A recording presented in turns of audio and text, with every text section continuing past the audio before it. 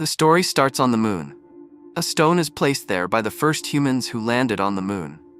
On this stone, it is written that they are the first people to come from Earth and they want peace for all of humanity.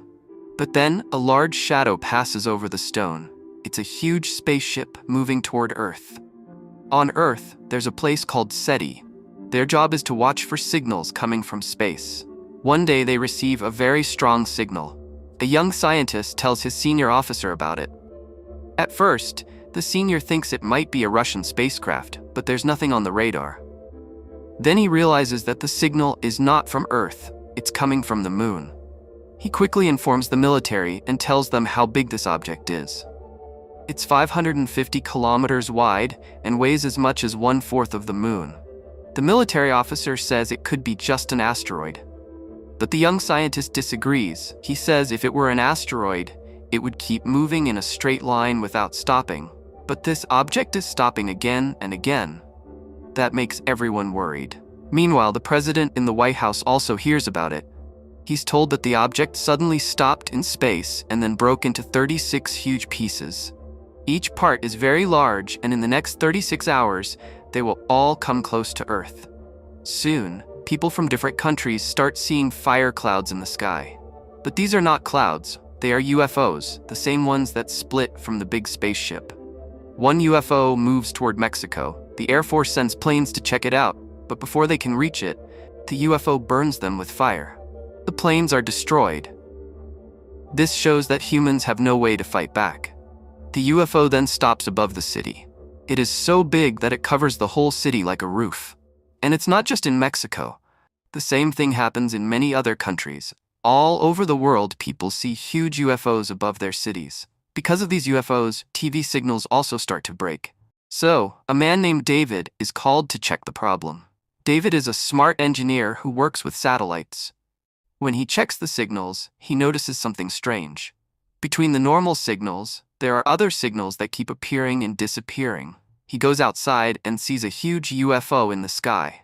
At that moment, he understands what's happening. The aliens are using these signals to control the positions of their UFOs.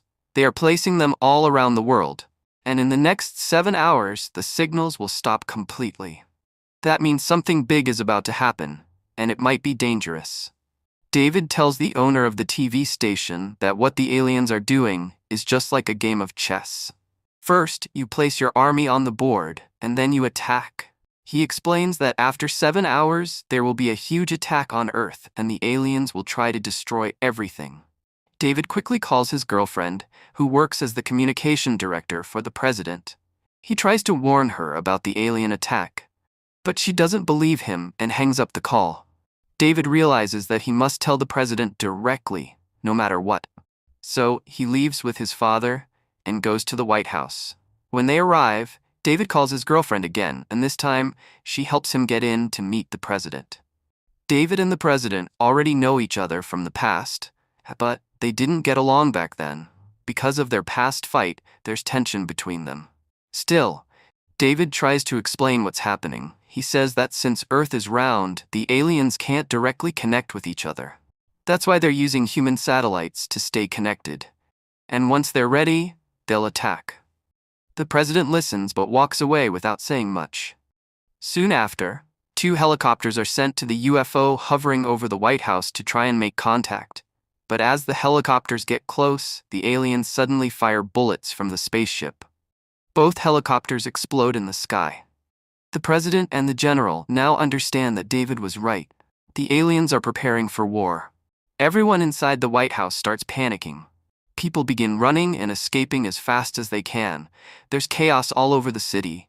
Crowds rush to get away, but the countdown ends, and then the door of the UFO opens high in the sky. A bright blue light shines from inside the spaceship.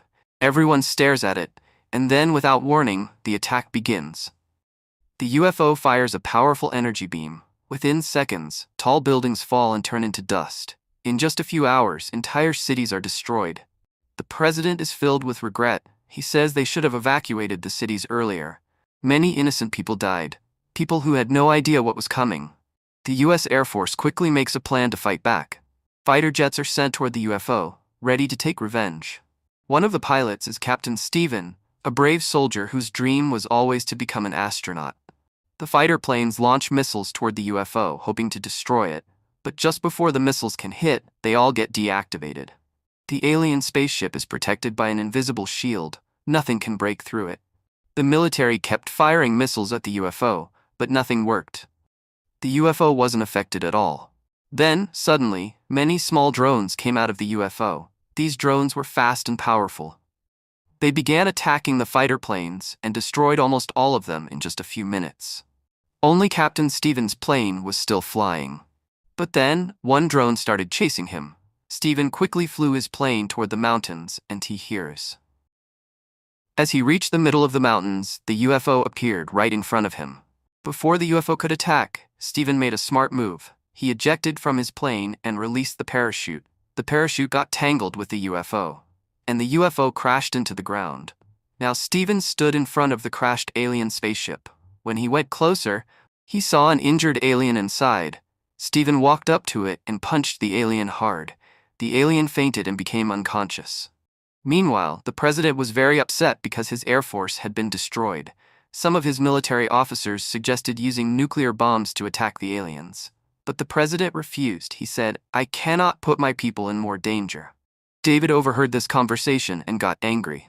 He said, "We cannot use nuclear bombs. If we do, we'll end up destroying our own planet."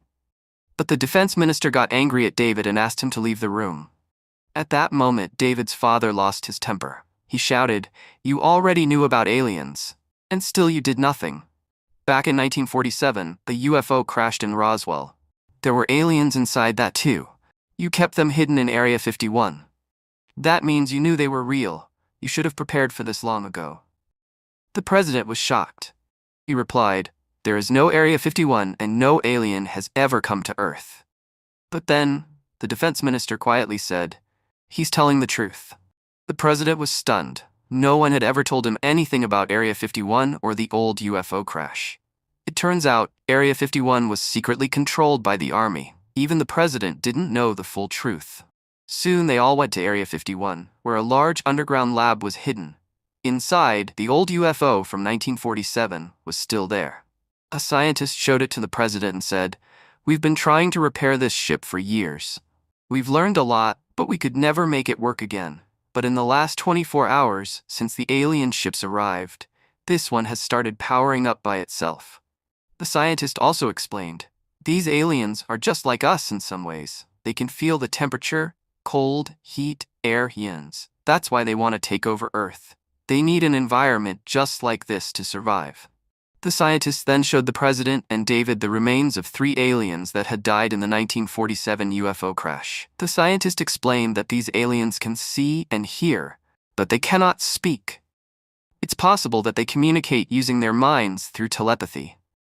The president looked at David and said, "You understood their signals. Now you have to understand their code." Meanwhile, Captain Stephen was still in the mountains. He had tied the alien to a parachute and was carrying it with him. Then, he spotted some trucks on the road. One of the drivers was a man named Russell, a former pilot who flew during the Vietnam War 10 years ago. Russell claimed that he was abducted by aliens back then, but no one ever believed him. Now, seeing the alien in front of him, his story finally seemed real. Stephen, Russell, and the others headed to a secret military base, the same one Stephen had seen earlier from the sky. This base was Area 51. When they arrived, the guards at the gate refused to let them in, but when Stephen showed them the alien, the guards were shocked and immediately opened the gates. Inside, the alien was taken into a laboratory for testing. As the scientists began examining it, the alien suddenly regained consciousness. It looked at one of the scientists, and the man began to suffer from a sharp headache. A telepathic attack. The alien was sending signals through its mind. Moments later, the alien broke free and started killing everyone in the lab. The president arrived just as the lab filled with smoke. Then, the alien pinned the scientist against a glass wall and choked him. After killing the scientist, the alien used his body to speak. It had taken control of his mind. The alien looked at the president and said, "Let me go." The president tried to reason with the alien. He said, "If we work together, we can learn from each other. Maybe we can live in peace." But the alien refused. With a cold voice, it said, "We will kill every single human." Suddenly, the president also felt the same sharp pain in his head. The alien was now connecting to him telepathically. Overwhelmed by pain and fear, the president was almost unconscious. That's when his guards opened fire and killed the alien. As soon as the alien died, the president recovered. Now that he had been connected to the alien's mind, he understood everything. The president told his team, "These aliens are everywhere in the universe. They go from planet to planet, destroying everything in their way. Their goal is to take over the entire universe. Now, Earth is their next target." He said there is only one option left: a nuclear attack. A nuclear missile was launched and aimed at the alien UFO. But again, the same invisible shield protected the UFO. The bomb had no effect at all. It was clear, even the strongest weapon on Earth couldn't break their defense. Later, Captain Stephen took a helicopter and went into the city to find his wife and child. The president's wife was also there, but she was badly injured. Stephen brought everyone back safely to the base, but sadly the president's wife had internal bleeding. The doctors couldn't save her and she died. The president was heartbroken. At the same time, David was also very upset. He blamed himself and was angry about the failed nuclear attack. He drank too much and sat alone. His father came to comfort him and said, "Fix your clothes or you'll catch a cold." But David didn't respond. He was too deep in pain and guilt. David was still feeling down when his father told him, "Fix your clothes or you'll catch a cold." Hearing the word cold, a new idea suddenly came to David's mind. He rushed to the old alien spaceship, the one that had crashed in 1947. That UFO had also started to power up again. David placed a can of cold drink inside the ship and asked an officer to shoot it. When the officer fired, the bullet didn't hit the can. The invisible shield was still working. Right then, David pressed a few buttons on the control panel and said, "Now, try firing again." This time, the bullet hit the can directly. Everyone was shocked and excited. They asked David how he did it. David smiled and explained, "I gave the UFO a virus. I placed a small device near the can. That device sent a virus into the ship's system. The virus weakened its shield." He said they could use the same idea to destroy the alien ships. If they could infect the alien systems with this virus, the invisible shields would stop working. But there was a big problem. How do they get the virus into the alien mothership? David explained the plan. "We'll use the working alien ship we have. We'll fly it right into their mothership. Once we're inside, we'll upload the virus into their system. Sure.